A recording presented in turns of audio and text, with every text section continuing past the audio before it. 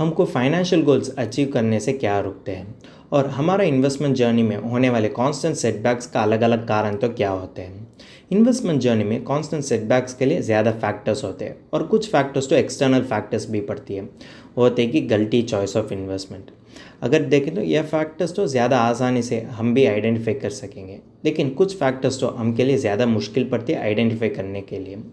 और वो फैक्टर्स तो क्या होते हैं, वो होते हैं कि साइकोलॉजिकल फैक्टर्स। आज यह वीडियो में हमको सक्सेसफुल इन्वेस्टर बनने से रुकने वाले साइकोलॉजिकल हर्डल के बारे में बातचीत करते हैं। चलो वीडियो शुरू करते हैं। हेलो दोस्तों, welcome to holistic investment .in YouTube channel. Late 1960s में देखें तो स्टैनफोर्ड प्रोफेसर वॉल्टर मिशेल तो एक मार्शल एक्सपेरिमेंट को कंडक्ट कर दिया जाता है और उन्होंने 4 से 5 साल तक होने वाले बच्चों को उपलब्ध कर दिया जाते हैं। और हर बच्चों के लिए यह रिसर्च तो यही कहते हैं, अगर वो चाहते हैं तो वो तो एक मार्शल अब गा सकेंगे, अगर वो तो और एक 15 मिनट्स इंतज़ार कर दिया जाते तो उसके लिए 2 मार्शल तो दे दिया जाते हैं। यह विषय बताते हुए जब रिसर्चर तो बाहर आए, इस समय ज़्यादा बच्चों तो वो तो पहले मार्शल तो खा लिया और कुछ बच्चों तो कुछ समय के लिए इंतज़ार करते हुए उसका रेसिस्टेंस पावर कम होने के कारण वो तो भी पहले मार्शल को खा लिया। और ज़्यादा कम बच्चों ही ये पूरे समय तक इंतज़ार करते हुए उसके लिए 2 मार्शल तो दे दिया जाते हैं। ये स्टडी तो यही इंडिकेट करते हैं कि बच्चों के बीच में किस तरीके से अलग लेवल ऑफ रेसिस्टेंस पावर होते हैं। अगर देखें तो कुछ बच्चों के लिए ज़ीरो रेसिस्टेंस पावर होने के कारण वो तो पहले समय ही वो तो पहले मार्शल को खा लिया, और कुछ बच्चों के साथ थोड़ा सा रेसिस्टेंस पावर होने के कारण वो तो कुछ समय के लिए इंतज़ार करते हुए वो तो पहले मार्शल को खा लिया। और देखें तो कुछ आइडियल बच्चों तो ये तो पूरे समय तक इंतज़ार करते हुए वो तो 2 मार्शलों के लिए भी खा लिया है। अगर देखें तो ये तो 1972 में पब्लिश हो चुका है, और देखें तो ये तो साइकोलॉजिकल फील्ड में एक लैंडमार्क स्टडी की तरह होते हैं, जिन्होंने बताते हैं कि अगर डिलेड ग्रेटिफिकेशन है तो उसके लिए लॉन्ग टर्म इम्प्लीकेशंस तो ज़्यादा होते हैं। अब हम पावर ऑफ डिलेड ग्रेटिफिकेशन के बारे में बात करते हैं। अगर आप तो ये अबो एक्सपेरिमेंट नेक्स्ट 40 ईयर्स के लिए एक्सटेंड कर दिया जाते तो उसका आउटकम तो क्या होते हैं। अगर देखें तो जिन बच्चों उस समय डिलेड ग्रेटिफिकेशन को प्रैक्टिस कर दिया जाता है उन आदमी के लिए अब तो बेटर हेल्थ होता था और उसका मेंटल वेलबींग भी बहुत अच्छा होता था।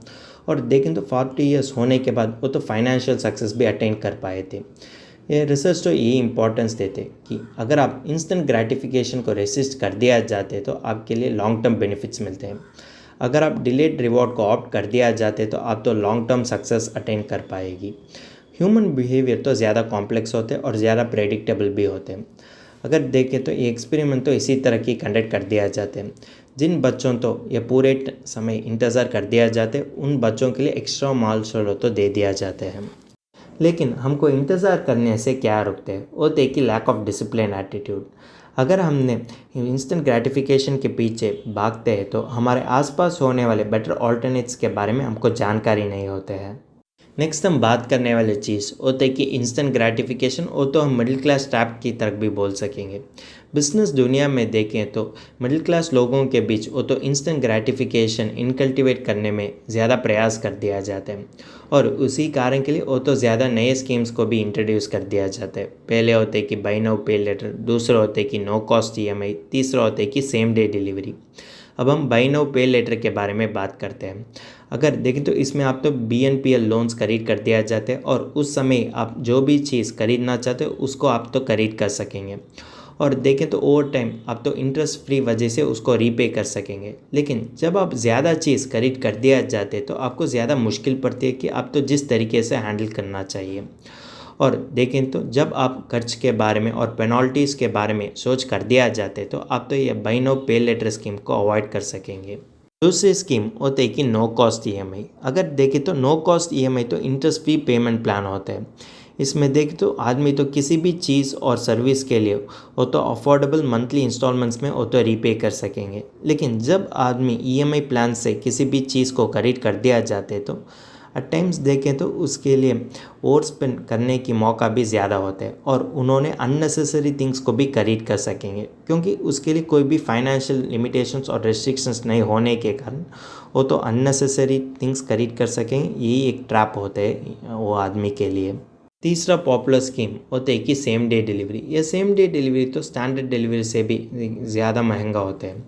अगर देखें तो कुछ एसेंशियल चीज़ के लिए सेम डे डिलीवरी तो एक कन्वीनियंट होता है, लेकिन ये सेम डे डिलीवरी फीचर ही आपके लिए अननेसेसरी प्रोडक्ट्स खरीदने के लिए भी आपको पुश करते हैं। अगर देखें तो बिजनेस तो इसको टैक्टिक्स की तरह उपयोग कर दिया जाते हैं। अगर देखें तो आप तो ज़्यादा सोच नहीं देते और इसी कारण के लिए आपको इंस्टेंट ग्रेटिफिकेशन मिलने के लिए आप तो ये अननेसेसरी चीज़ को भी खरीद कर दिया जाते हैं जो आपको लॉन्ग टर्म में उतना एसेंशियल नहीं होते हैं।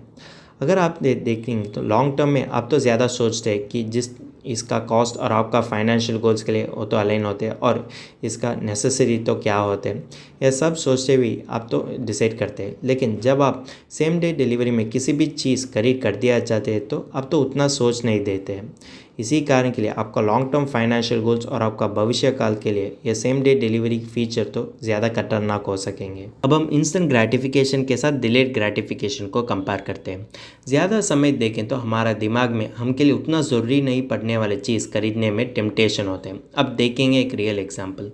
हमने फिट बनने के लिए एक न्यू ईयर रेजोल्यूशन तो ले चुका है और इसी कारण के लिए हम तो ज़बरदस्त से एक नए ट्रेडमिल को भी खरीद कर दिया जाते जो हम तो उस साल अंतिम तक उसके लिए सही उपयोग भी नहीं करते हैं। अगर आप देखें तो यही हम कह सकते हैं कि इमीडिएट ग्रेटिफिकेशन और कि इंस्टेंट ग्रेटिफिकेशन। अगर आप इसी तरह जो भी चीज़ खरीद कर दिया जाते तो वो तो भविष्य काल में अब तो ये चीज़ के बारे में ज़्यादा रिग्रेट करते हैं और देखें तो यह चीज़ तो आपके लिए वेस्टेज की तरह ही होते हैं।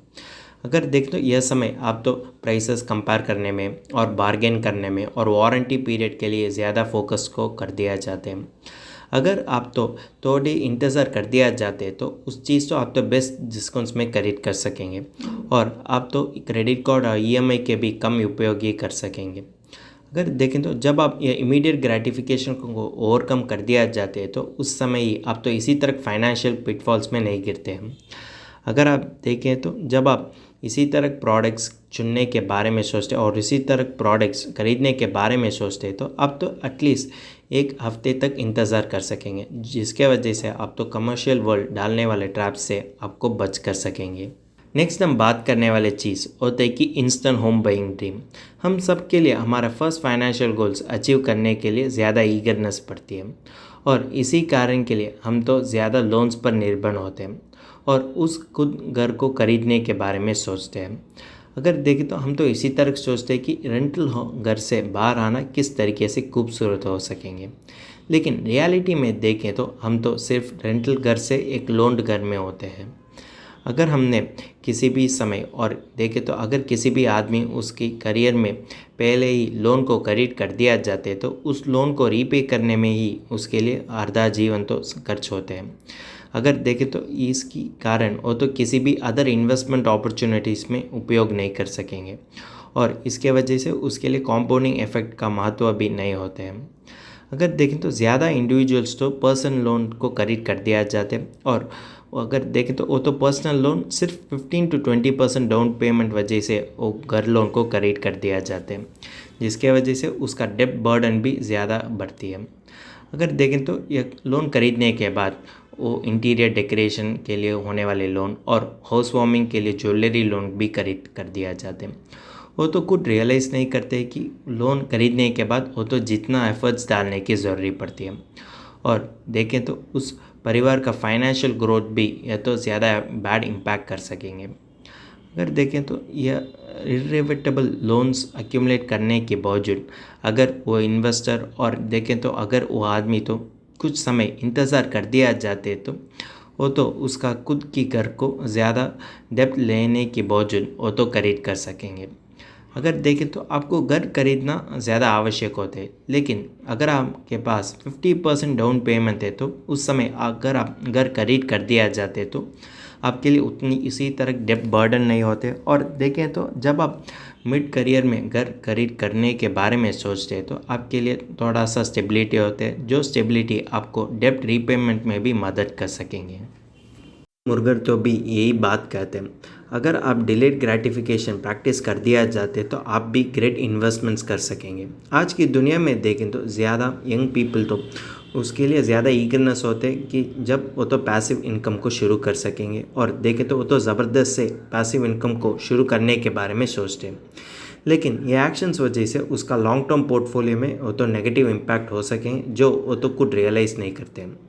अगर किसी भी यंग पीपल के लिए 10 लाख है तो वो तो पहले पैसिव इनकम के लिए और इंस्टेंट ग्रेटिफिकेशन के लिए वो तो बैंक एफडी टाइप स्कीम्स में इन्वेस्ट कर दिया जाते हैं। और देखें तो उसके लिए 10 लाख होने के कारण वो तो बैंक एफडी से हर महीने 5,833 कमा कर सकेंगे अगर बैंक एफडी 7% इंटरेस्ट रेट दे दिया जाते तो। लेकिन 10 साल होने के बाद उसका टोटल इंटरेस्ट ही होते कि सिर्फ 7 लाख और उसका इनिशियल कैपिटल होते कि 10 लाख। अगर यह आदमी तो इंस्टेंट ग्रेटिफिकेशन को बिल्कुल अवॉइड कर दिया जाते तो वो तो इसी 10 लाख को एक इक्विटी म्यूचुअल फंड में इन्वेस्ट कर दिया जाते हैं। और देखें तो आज उसका वैल्यू होते कि 31 लाख अगर हमने सिर्फ 12% पर एनम ग्रोथ अज्यूम कर दिया जाते तो। इक्विटी म्यूचुअल फंड में देखें तो 12% पर एनम ग्रोथ तो नॉमिनल होते हैं, इसी कारण के लिए हम तो यह तो रियलिस्टिक की तरह अज्यूम कर सकेंगे। और तिरुकुरल में भी यह तो पॉपुलर कोट होते हैं कि कुछ चीज़ों आप तो डिले कर सकेंगे लेकिन कुछ चीज़ों आप तो एसेंशियली इसी समय एक्ट करने की ज़रूरत पड़ती है। लेकिन जिस चीज़ पर आप तो एसेंशियली एक्ट करने की ज़रूरत पड़ती है उस चीज़ पर आपको ज़्यादा क्लैरिटी होना चाहिए और जिस चीज़ आप तो डिले करना चाहते हैं उस चीज़ पर भी आप तो ज़्यादा क्लैरिटी होना चाहिए। अगर देखें तो जब आप इसी तरह सोच फाइनेंसेस में डाल दिया जाते तो आपको पता चलता है कि जब आप इम्पल्सिव बाइंग के बावजूद और इंस्टेंट ग्रेटिफिकेशन के बावजूद अगर आप तो डिलेड ग्रेटिफिकेशन को प्रैक्टिस कर दिया जाते तो आपका फाइनेंशियल गोल्स के लिए ये तो अच्छा तरीके से मदद कर सकेंगे।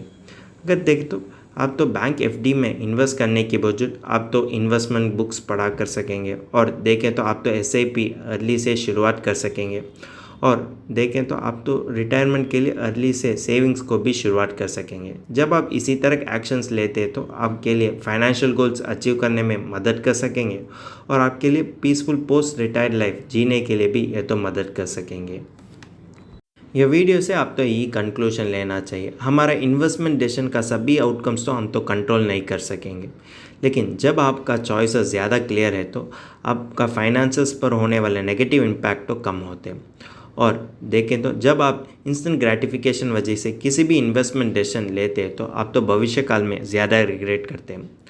और देखें तो ये डिसीजन तो आपको भी बुरे इम्पैक्ट नहीं करते हैं लेकिन आप पर फाइनेंशियली निर्भर होने वाले लोगों के लिए भी ये तो बुरे इम्पैक्ट कर सकेंगे।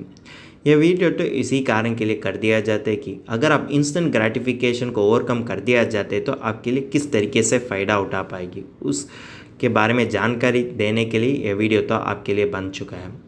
अगर देखें तो जब आपका पूरे एफर्ट्स अगर आप फाइनेंशियल गोल्स के लिए चैनलाइज कर दिया जाते और देखें तो जब आप पेशेंस को एक्सरसाइज कर दिया जाते और अगर आप as a investor prudent choices कर दिया जाते तो आप भी एक फाइनेंशियली सिक्योर्ड लाइफ जी कर सकेंगे।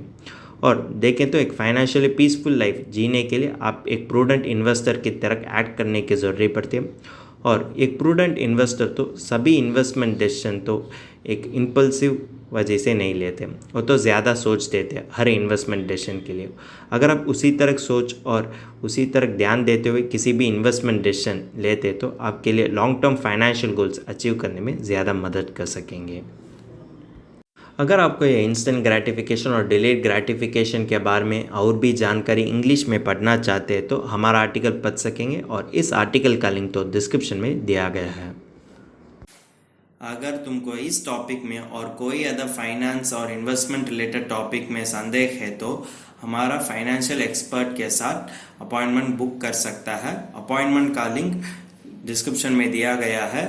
और फिर इन्वेस्टमेंट के बारे में और फाइनेंस के बारे में तुमको ज़्यादा बताना चाहिए तो हमारा लाइव वेबिनार अटेंड कर दीजिए। वेबिनार का लिंक भी डिस्क्रिप्शन में दिया गया है। वेबिनार एब्सोल्युटली फ्री है। इस वीडियो तुमको पसंद है तो लाइक कर दीजिए, फ्रेंड्स के साथ शेयर कर दीजिए और ज़रूर सब्सक्राइब कर दीजिए। धन्यवाद।